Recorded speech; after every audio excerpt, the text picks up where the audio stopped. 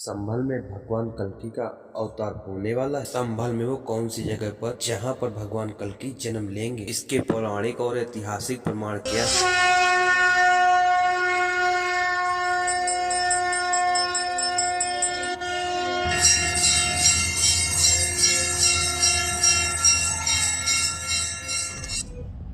पहला प्रमाण है श्रीमद् भागवत पुराण, दूसरा प्रमाण स्कंद पुराण, तीसरा प्रमाण गरुड़ पुराण, चौथा प्रमाण अग्नि पुराण, पांचवा प्रमाण भविष्य प्रमाण, छठा प्रमाण कल्कि पुराण, सातवां प्रमाण सिखों का दसम ग्रंथ। देश के 100 करोड़ हिंदू यह बात जानने के लिए उत्साहित है कि वो पल कब आएगा जब उन्हें संभल में भगवान कल्कि के दर्शन होंगे। 500 साल बाद, 5000 साल बाद या 5 लाख साल बाद। इस बारे में सबसे स्पष्ट जानकारी श्रीमद् भागवत पुराण में मिलती है, जहाँ लिखा है अथासो युग संध्यायाम दस प्रेसु ए सुराजस जनिता विष्णु यशो नामना कल्कि जगतपति। मतलब 2 युगों और कलयुग और सतयुग संयोग पर भगवान विष्णु कल्कि अवतार लेंगे और यश के पुत्र बनेंगे। ये ऐसा समय होगा जब पृथ्वी पर शासन करने वाले सभी शासक जनहित के काम करने के बजाय लूट घसूट और अत्याचार में लिप्त हो जाएंगे। कलयुग और सतयुग का संधि का कब आएगा? जब कल्कि अवतार होगा। पुराणों में कलयुग की शुरुआत तब से मानी जाएगी जब भगवान श्री कृष्ण अपनी लीला समाप्त कर वैकुंठ रवाना हुए थे। पुराणों के मुताबिक कलयुग को 4,32,000 वर्ष तक चलेगा। भगवान कल्कि कलयुग में अवतार लेंगे और दुष्टों का नाश करेंगे। जब वो वैकुंठ प्रस्थान करेंगे तब से सतयुग की शुरुआत मानी जाएगी। स्कंद पुराण में भी इस बात के प्रमाण मिलते। कल्कि अवतार के बारे में लिखा है, कलयुग में जब विधर्मियों का अत्याचार चरम सीमा पर हो तब भगवान विष्णु कल्कि के रूप में अवतार लेंगे। कल्कि भगवान विष्णु के 10वें अवतार होंगे। वो युद्ध की 4 कलाओं में पारंगत होंगे। उनके एक हाथ में धनुष, दूसरे हाथ में चांदी की तरह चमचमाती हुई तलवार होगी। और आपके मन में उत्सुकता भी होगी कि भगवान कल्कि पृथ्वी लोक में सतयुग का प्रारंभ कैसे करेंगे, किस वाहन में सवार होकर दुष्टों का संहार करेंगे। पुराणों में ऋषि मुनि हजारों साल पहले इसका जवाब दे चुके हैं। असुमास मरुह देवदंत जगतपति आसीना साधु मनिष्ठ ऐश्वर्य धैर्य गुणावता विचारना सुना सौन्य हेना प्रतिद्मतीय निपलिंगत गच्छदो दर्शन कोटि सो निह निश्चति। भगवान कल्कि का वह सफेद रंग का घोड़ा हो जिसका नाम देवदत्त होगा, जिसकी ऊंचाई 7 फुट से ज्यादा और लंबाई 10 फुट होगी। राजा दशरथ के रथ की तरह देवदत्त भी 10 दिशाओं समान गति से दौड़ सकेगा। उसी पर सवार हो भगवान कल्कि लीला दिखाएंगे और 8 विशेष गुणों से दुष्टों का अंत करेंगे।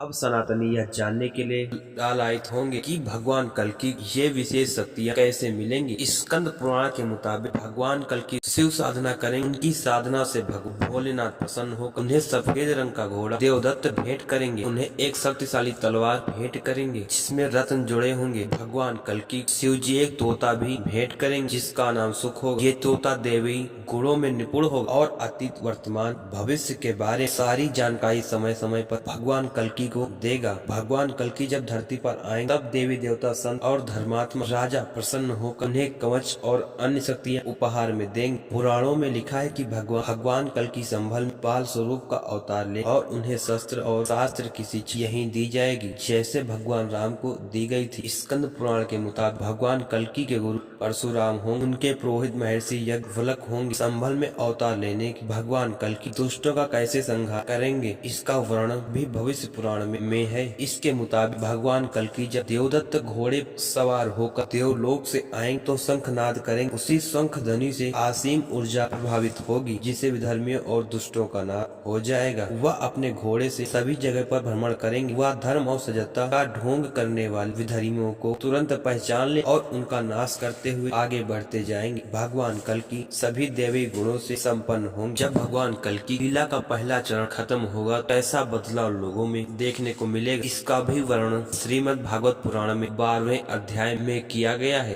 अर्थ तेसा असुतेसा भवस्यान मनास विषदान वै वासुदेवांग रांगत पूर्णधान लक्ष्य स्पर्शम पूजानाम प्रदानम वै हतेषु खिलगत दयसु। सभी दुष्टों को मारे जाने के लोगों को हवाओं में चंदन की पवित्र खुशबू महसूस हो जिसके प्रभाव से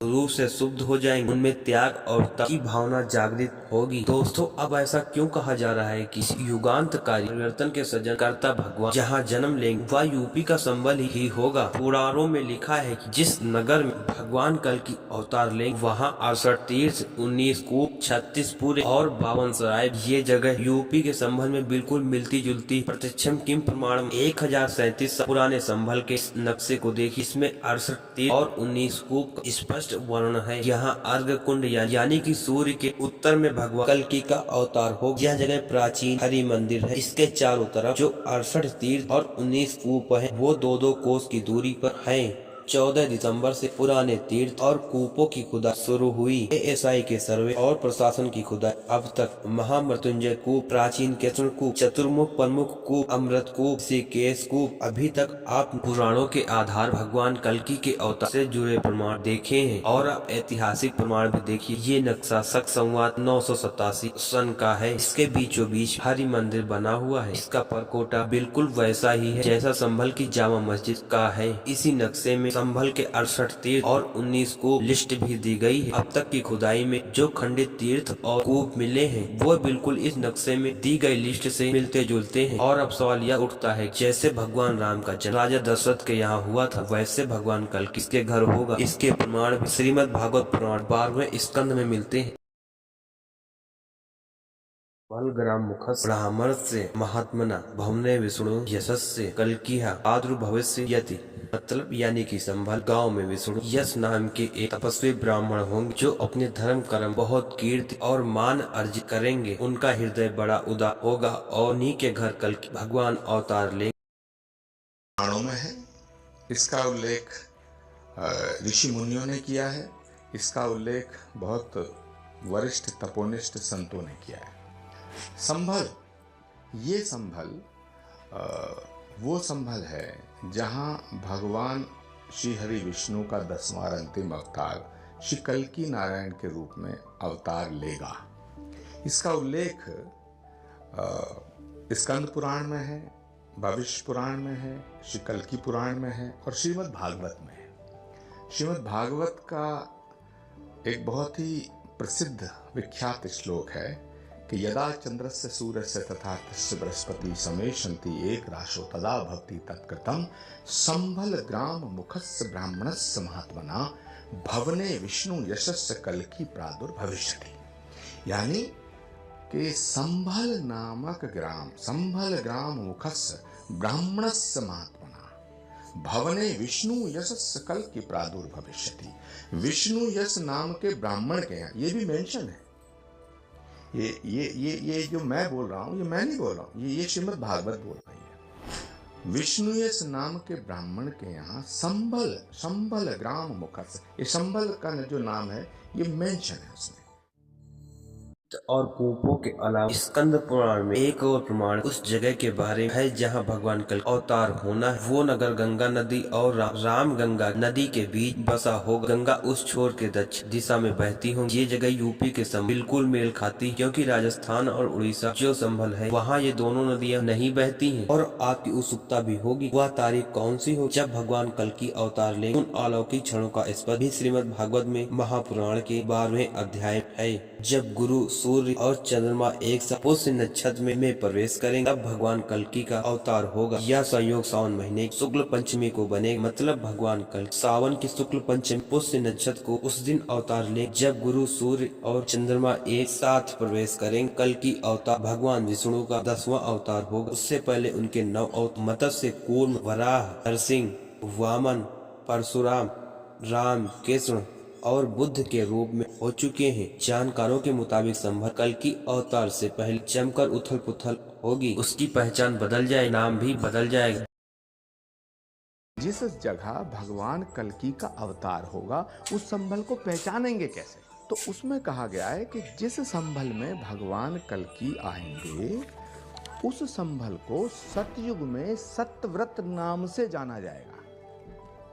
जब त्रेता युग आएगा तो उसको महदगिरी नाम से जाना जाएगा। जब द्वापर आएगा तो उसमें पिंगल द्वीप के नाम से जाना जाएगा। और जब कलयुग आएगा भगवान कृष्ण के यहाँ से प्रस्थान करने के बाद कलयुग आएगा तो इस स्थान को संभल नाम से जानेंगे। और ये संभल नहीं है, ये बड़ा शाह शंभू से संभल बना है। शंभुलेश्वर महादेव शंभू, शंभल ग्राम मुखस्य ब्राह्मणस्य महात्मनः। तो ये कलयुग में संभल के नाम से जाना जाएगा। अब इस संभल की और क्या पहचान होंगी, यह भी इसका उल्लेख है कि जिस संभल में भगवान कल की अवतार लेंगे उसमें 68 तीर्थ होंगे। 68 तीर्थ होंगे जो आदि काल में ब्रह्मा के द्वारा स्थापित किए जाएंगे। संभल के सत्यव्रत नगर में बदलने की शुरुआत हो चुकी है। विवादित जामा मस्जिद ठीक सामने पुलिस चौकी बन रही, जिसका नाम सत्यव्रत नगर पुलिस चौक रखा गया है। भाईजान को पुलिस चौकी का सत्यव्रत सुनकर 440 वोल्ट जैसा करंट लगा। चौकी जिस जमीन बन रही भाईजान उसे वक्फ की जमीन बता रहे हैं। ओवैसी सत्यव्रत पुलिस चौकी छाती इसलिए से कूट रहे हैं ताकि 2027 इसी बहाने मुस्लिम वोट की फसल काट सके।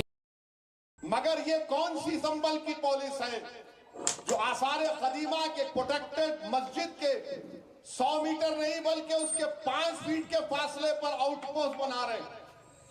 और वो आउटपोस्ट वक्फ की जमीन में बना रहे हैं। वक्फ की सच्चाई क्या दावा किया जा रहा है। संभल शहर के आसपास 4 किलोमीटर जमीन वक्फ की है। जब कोई जमीन वक्फ को करता है तो उस पर मालिकाना हक उसका होना चाहिए। संभल के 4 किलोमीटर के दायरे में तमाम मंदिर, सराय और निजी आवास या सरकारी दफ्तर हैं। ऐसे ये दावा हवाई ज्यादा लगता है। दूसरे की जमीन को कोई वक्फ कैसे कर सकता है। 1947 से ही यह जमीन नगर पालिका की जमीन के रूप में है। देखिए, इस तरह कभी भी कोई वक्फ नहीं करता है। उस व्यक्ति का स्वामित्व होता है और स्वामित्व के उपरांत ही वक्फ होता है। तो स्वामित्व का कोई भी दस्तावेज उसके साथ नहीं लगा। और आप स्वयं सोचिए कि 4-4 किलोमीटर का एरिया दूर बाउंड्री और उसके बीच की सारी प्रॉपर्टी उसमें आ जाएगी। सरकारी, आध्यात्मिक, धार्मिक महत्व की जो भी चीज़ें, इसका अर्थ तो है पूरा शहरी, एक तरह से ज़्यादातर शहर जो है उसकी हजारों बीघा जो भूमि है वही वक्फ हो गई है। सत्यव्रत पुलिस चौकी की जमीन को वक्फ भूमि होने में दावा करने वाले कुछ लोग अंग्रेजों जमाने बनी कोतवाली और तहसील को भी वक्फ की जमीन बता रहे हैं। ऐसी अफवाह फैलाने वालों के खिलाफ पुलिस केस दर्ज कर रही है और जल्द उनकी गिरफ्तारी होगी, जिससे अफवाहों पर ब्रेक लग सके। वर्तमान में जो सत्यव्रत पुलिस चौकी है जिसका निर्माण ऑलमोस्ट कंप्लीट हो चुका है, उस जगह पे वक्फ की प्रॉपर्टी होने का दावा किया गया था। उस दावे को उस कमेटी के द्वारा जांच की गई कागज़ों के आधार पर यह प्रथम दृष्टया प्रतीत होता है कि वो फर्जी कागज़ है, वो अनरजिस्टर्ड कागज़ है।